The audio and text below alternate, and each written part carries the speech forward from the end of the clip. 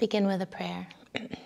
Divine Mother, Heavenly Father, friend, beloved God, Jesus Christ, Babaji Krishna, Lahiri Mahashaya, Swami Shri Yukteswar, and our beloved Guru, Paramahansa Yogananda, saints of all religions, humbly we bow at thy feet. Divine Mother, uplift our consciousness, that we may learn to serve others by channeling your love, by channeling your energy, and by channeling your spirit. Teach us to love others as you love all. Om. Peace. Amen. Good morning, everyone. Today I wanted to talk about the power of service and the power of seva and what that means for each one of us on the path, especially those of us living in urban communities, and particularly during a time right now in the spring of 2020 when the opportunities to serve and the needs of the masses seem so great. They're looming everywhere. We can see that opportunity to serve and the need that others are expressing. And so to really spiritualize that quality of service, what does that mean for us? And how do we navigate that living in the urban world? Last week, there was a collection of celebrities and, celebrities that were all on Facebook. Facebook created what ended up being a sequence of commencement speeches from politicians, celebrities, movie stars, talk show hosts, just various people, giving just short video clips celebrating the classes of 2020 at the high school and the college level. And it was streamed for students to celebrate and to watch together. And Oprah Winfrey, in her speech, one of the questions that she posed to the class of 2020 is, what will your essential service be? Which of course is a meaningful play on words right now in our current time when the term essential service is so meaningful. There are so many people on the front lines of this pandemic who are helping to keep all of us safe in just various ways and helping to keep the communal world running through mail and through package deliveries and grocery stores and healthcare workers. And so she was playing off this term of what essential service means at this time of the pandemic. And it struck me immediately. I didn't watch the commencement speeches on Facebook, but I was reading an article about it afterward. And it struck me immediately when she posed this question, what will your essential service be? She goes on to say, what really matters to you? And then she ultimately asks, how will you use what matters to you in service to yourself, your community, and the world? And it struck me because it's such a poignant question for those of us that are spiritual seekers, for those of us that are identifying with the path of yoga, to consider for ourselves. Seva, service. Seva is the Sanskrit term for service. Seva is a term we're always asking. How can I serve? How can I be of service? How can I offer myself to others? And so here is this celebrity posing that question for the world, for all of the students who are matriculating onto their next step. What really matters to you? And how will you share what matters to you with your community and with the world? And it got me thinking, as a yogi, how do we answer that question? What really matters to me? What is it that I have to share and to give? What is my essential service? What is service? There is a book that Swami Kriyananda wrote called The Promise of Immortality. And we're studying it together in a book series that we have weekly with a group of us in our community here in Palo Alto. And in this past week, we were reading from one of the chapters, and Swami Kriyananda tells an anecdote or a story of 3 young shepherd children in the early 1900s who were blessed with visions of the Virgin Mary. And in one of their visions, Mary gives them a vision of the consciousness of hell. And Swami Kriyananda goes on to describe in his story, as he's explaining this anecdote, that that vision had a deep and influential impact on particularly two of these three young children, who were a brother and a sister. And from that vision, the young child who was the sister, the young girl, she automatically felt this compassion for all of the people in the world who were suffering. And that vision helped her to express her love, or caused her to express her love by wanting to pour herself out in service to the people of the world, in service to all those who were suffering.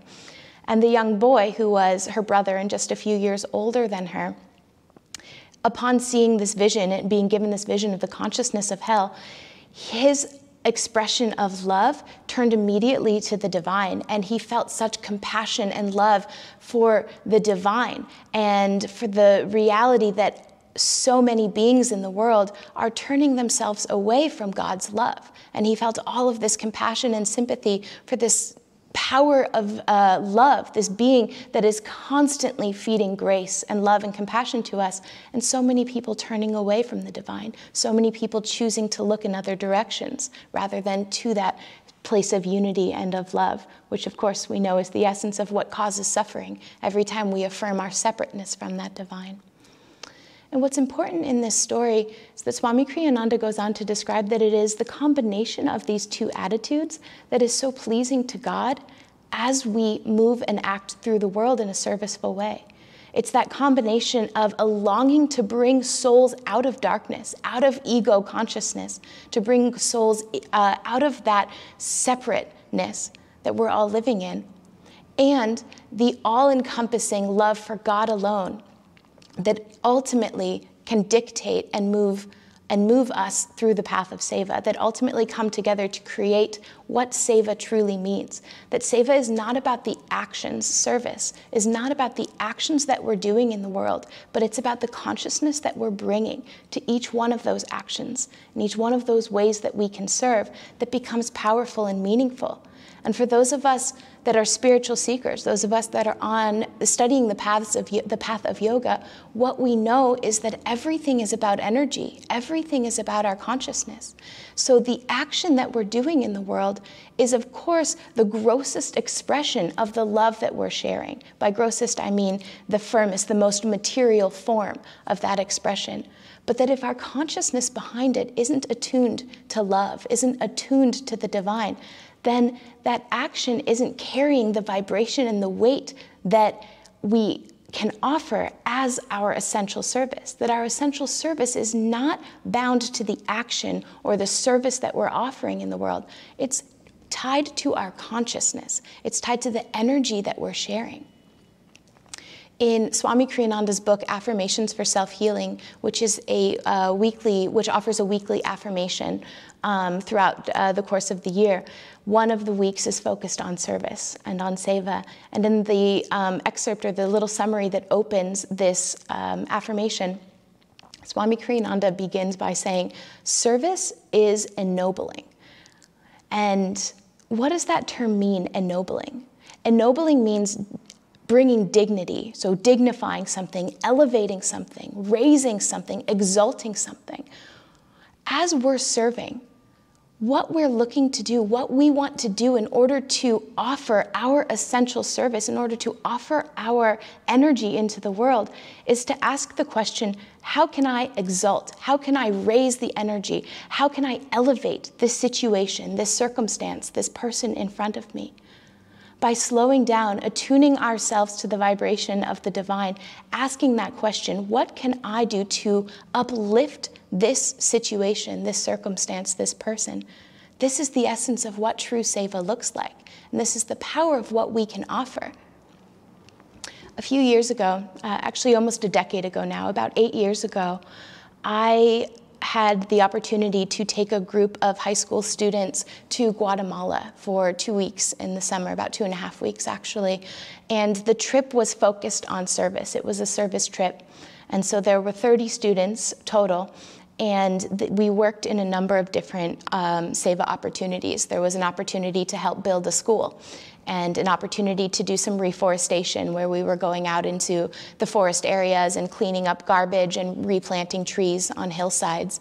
And then an opportunity to serve in a hospital in the city that was refurbished to be a home for people of all ages who had mental or physical challenges and disabilities that made it so their families couldn't take care of them. So it was essentially a home or an orphanage for people to come together where they could get care and service that they needed. And so the students over the course of the 2 weeks had that opportunity to be in each of these different spaces and serve. I spent most of my time serving at the school. And so we were building the school, and the school was up on the top of this hill, and trucks couldn't come up. The roads were too narrow to come up, and so we would create what's called a fire line, where you're just standing in a really long line, and we would spend hours a day passing bricks up to the top of this hill, and then we'd get there, and people would be up there creating all of the materials. I don't actually know all the construction terms, but they would create all the materials that were needed to set the stones in place. And we would spend hours each day building the school, physically building the school, framing the doors, doing all of the things that were needed. And each day when we were at this service project, we would spend our lunch periods, we would sync our lunch break with the lunch break of the students, because there were students, we were building another building, but there were still students who were participating and who were in school every day. And so we would sync our breaks to be with them so that the high school students that we were with could go and could play and we could interact. And one of the things that we did is every day we made bean sandwiches in the morning, and we would bring refried bean sandwiches to school, just bread and refried beans, and we would share it with the children. And one day I noticed as we were handing out the sandwiches that there was a little boy who he took his sandwich, wrapped it up in a napkin, and put it in his pocket. And so I went over and I asked him, and I said, "Aren't you hungry? Do you want to eat?"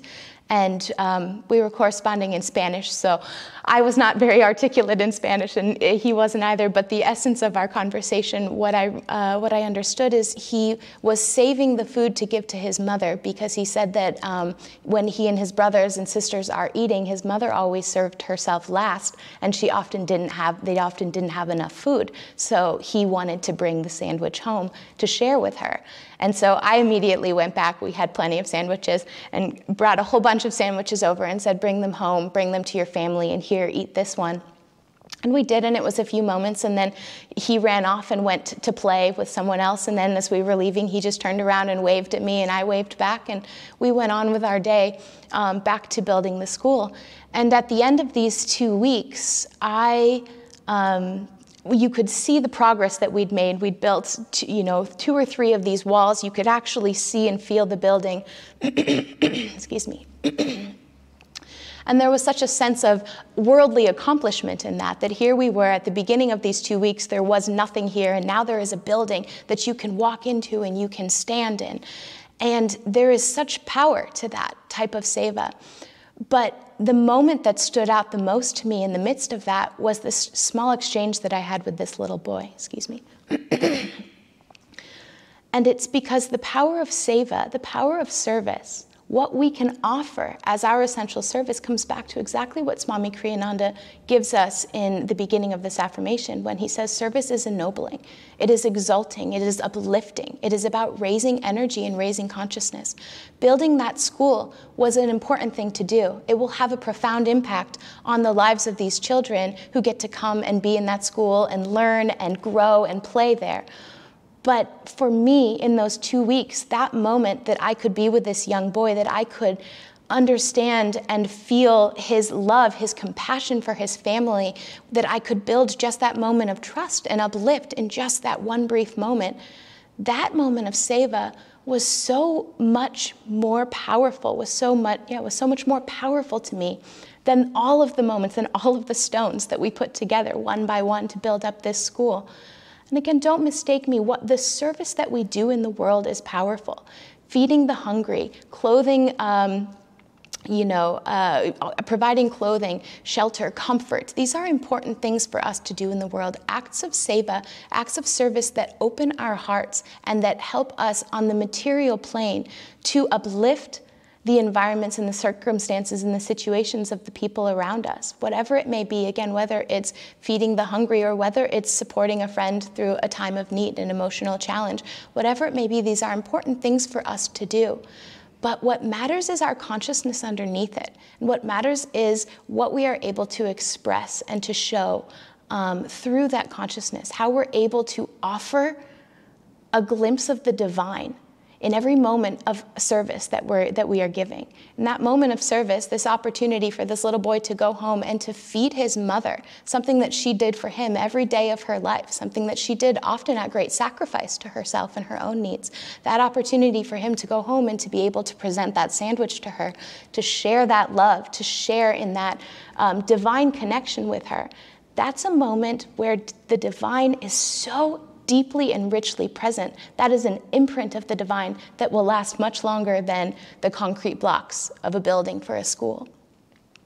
And so what matters as we're moving through the world and asking ourselves, what is our essential service? Our essential service is that opportunity to uplift, that opportunity to bring an expression of the divine into every moment and every thought and every opportunity. A few days ago, I was, about a week ago now, I was speaking with a coworker who I haven't seen in a few months now. And we often were walking buddies. We would go on hikes maybe once or twice a month together and just be in nature. And I was telling her that at this time on the walks that I've been going on, the roses have been so beautiful. The roses are just blooming in such a vibrant way, and they are just glowing right now, it feels like, in this time of April and May in 2020. And I was saying to her that roses, Paramahansa Yogananda tells us that roses offer one of the highest frequency and vibration of any flowers because they resonate with that vibration of the divine. And so I said to her, it was so beautiful that in this time of deep struggle on the worldly plane, that these roses are just vibrating. They're almost alive. You can feel their energy everywhere you go. And I was saying to her, it just reminds me that no matter where we turn, no matter what the circumstances look like on the outside, that God is right there, smiling through every rose, that God is right there with us, sharing his love and his vibration.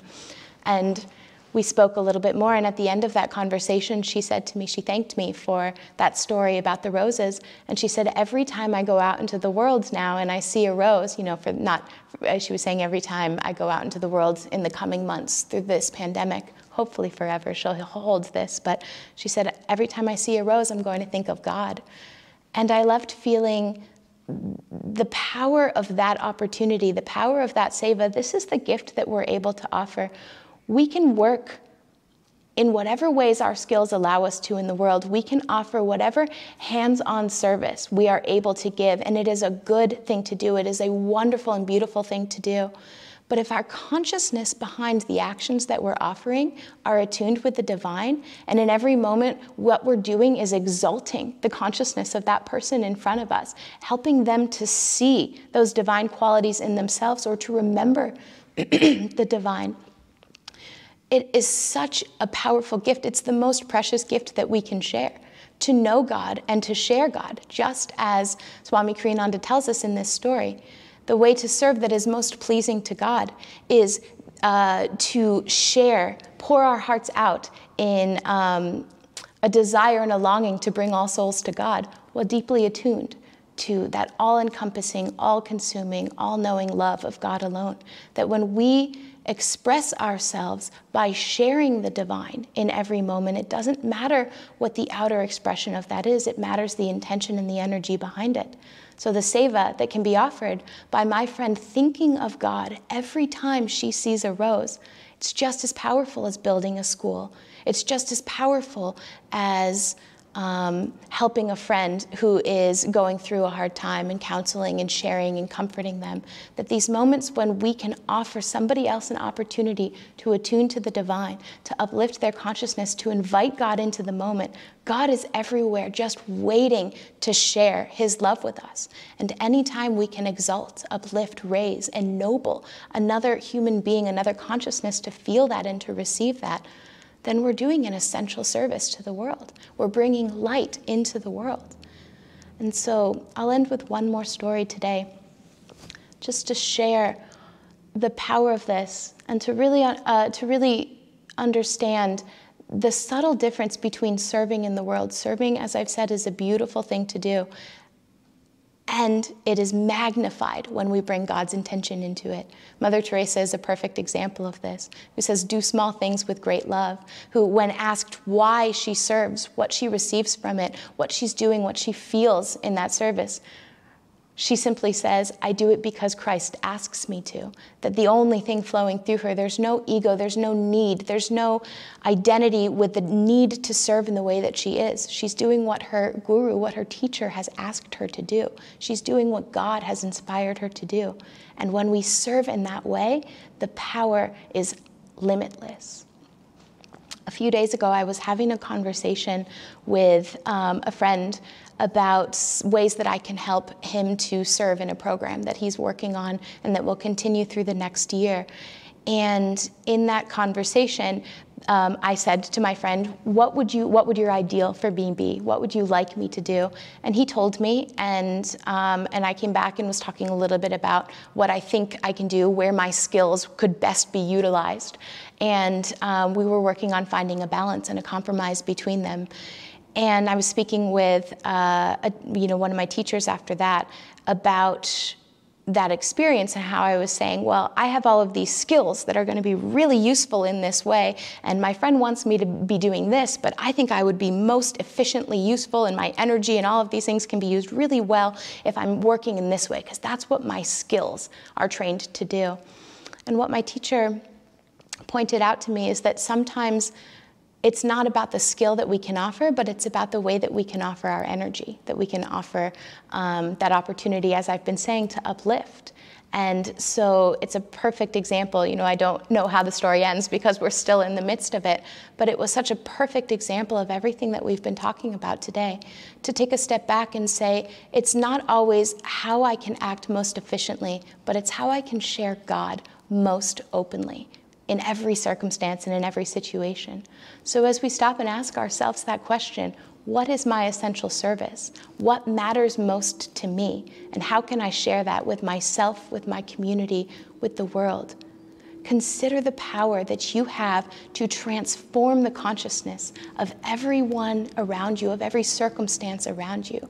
Consider the power that you have to invite the divine into every single circumstance. And the ability of that consciousness, of that invitation to completely transform every atom of our creation, every circumstance, every situation, everything that we know. The divine has limitless power. And as we invite the divine in, that power grows and expands.